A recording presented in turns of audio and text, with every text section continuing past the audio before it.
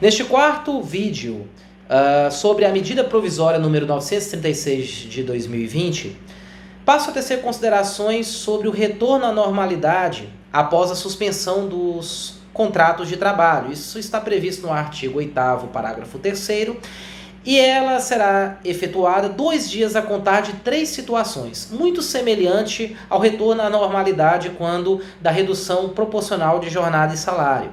E ela ocorrerá em 3 situações, quando do término do estado de calamidade pública, mormente o decretado pelo Decreto Legislativo número 6 de 2020, ou seja, 2 dias após o término, da calamidade pública, os contratos, as obrigações principais de prestar serviço e de pagar salário retornam.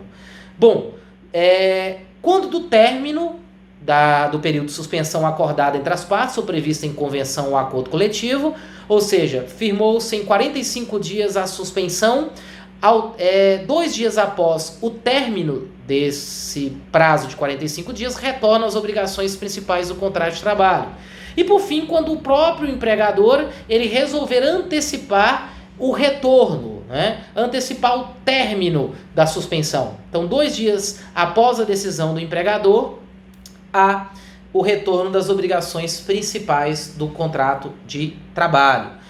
É importante dizer que a suspensão, a exemplo da redução proporcional da jornada e do salário, não é aplicável aos prestadores de serviços da administração direta e indireta da União, Estados, Distrito Federal e municípios. Exemplo, um empregado de uma sociedade de economia mista, do Banco do Brasil, por exemplo, não pode ver suspenso o seu contrato de trabalho com base na MP número 936. Então é importante deixar isso claro.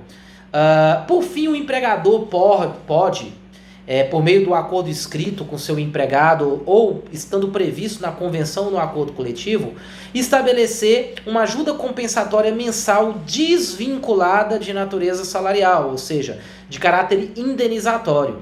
E é importante dizer que a lei, o artigo 9º, no caso, a medida provisória em seu artigo 9º, ela prevê que sobre essa ajuda mensal compensatória para ajudar o empregado nesse momento de suspensão do contrato de trabalho não incidirão quaisquer impostos sobre a renda, ou seja, tanto o imposto de renda da pessoa física como o imposto de renda da pessoa jurídica, a contribuição social sobre o lucro líquido. Ela não servirá, essa ajuda compensatória mensal, como base de cálculo de contribuições previdenciárias e base de cálculo para o recolhimento do Fundo de Garantia do Tempo de Serviço. Então, a isenção, por meio do MP, para servir de estímulo ao empregador a conceder essa benesse ao empregado para cada vez mais contribuir com o patamar civilizatório mínimo do prestador de serviço que vê o seu contrato de trabalho suspenso como medida emergencial. Bom, após dita essas questões, é importante levar em consideração o artigo 10, que traz uma importante garantia aos empregados que vencem o contrato ou com jornada de trabalho e redução de salário proporcional, ou suspensos, nos termos da medida provisória. E é importante dizer que é um requisito para que o empregado tenha a garantia provisória de emprego, trazida por esse dispositivo, que ele tenha recebido o benefício emergencial de preservação do emprego e da renda, que é corolário, que é consequência lógica das reduções ou da suspensão do contrato. Esses empregados que foram atingidos por essas medidas emergenciais, como uma espécie de compensação trabalhista, vão gozar de uma espécie de estabilidade provisória, uma garantia provisória de emprego pelo prazo em que for estipulada a medida, ou seja, dentro do período de redução ou suspensão, eles não podem ser dispensados sem justa causa, e mais, por igual período após a cessação da medida. Exemplo, se a redução de jornada e salário ou a suspensão duraram 2 meses, após a cessação da medida, por mais 2 meses, o vínculo de emprego estará garantido. Esses empregados não poderão ser dispensados sem justo motivo, né, do emprego. Então, é uma medida salutar que visa compensar esses empregados e protegê-los de uma dispensa injusta. Deixando claro que essa medida ela não é aplicável quando o empregado incidir numa justa causa, por exemplo, ele praticar um ato de improbidade, uma concorrência desleal, ou quando ele pedir demissão, né? A iniciativa do rompimento é do próprio empregado. Bom, agora, se o empregador não observar essa garantia provisória de emprego, quais são as consequências previstas na medida provisória? Elas estão previstas no parágrafo 1º do artigo 10. Esse empregador, ele vai ter, né, que pagar a esse empregado indenizações a depender do grau de redução do salário havido, né, dentro da medida emergencial, né? Por exemplo, os salários que ele teria direito a esse, se trabalhasse durante o período da garantia provisória, serão pagos à proporção, né? A primeira hipótese, 50% do valor desses salários a título de indenização.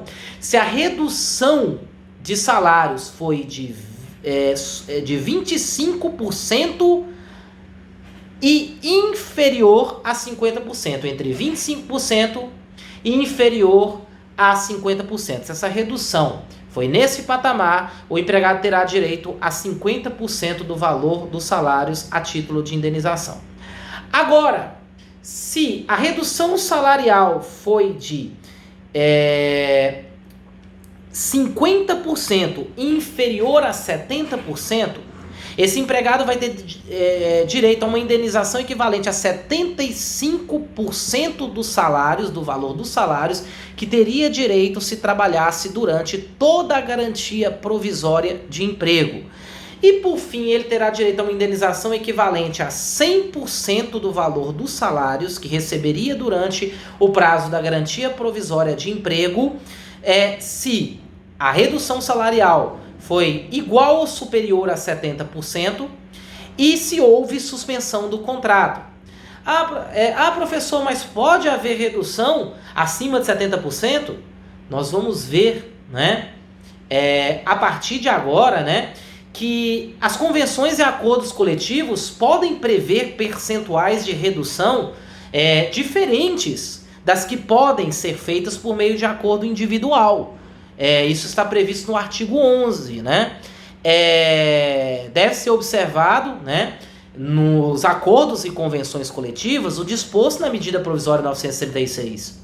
Mas o parágrafo 1º do artigo 11 diz que as CCTs e os ACTs, ou seja, a participação do sindicato da categoria profissional do empregado, podem prever percentuais de redução de salário e de jornada de trabalho ou inferiores ou superiores dos limites de 25%, 50% ou 70%. Mas é importante dizer o seguinte, que se o acordo ou convenção coletiva prevê, né, uma redução de jornada e salário inferior de 25%, esse empregado não vai receber o BEPER, o benefício emergencial. O sindicato que vai ter que negociar uma ajuda compensatória ou alguma outra compensação na convenção, no acordo coletivo. Bom, agora, se a redução, né, for entre 25%, né, e inferior a 50%, o BEPER será de 25%, né? Fica entre aquela faixa, né? Vai receber o equivalente como se a redução de salário e jornada fosse de 25%. Se a redução for de 50% a 70%, o benefício será de 50%, o benefício governamental. Isso tudo firmado por CCT e ACT. E se o benefício o benefício será de 70%, se a redução for igual ou superior a 70.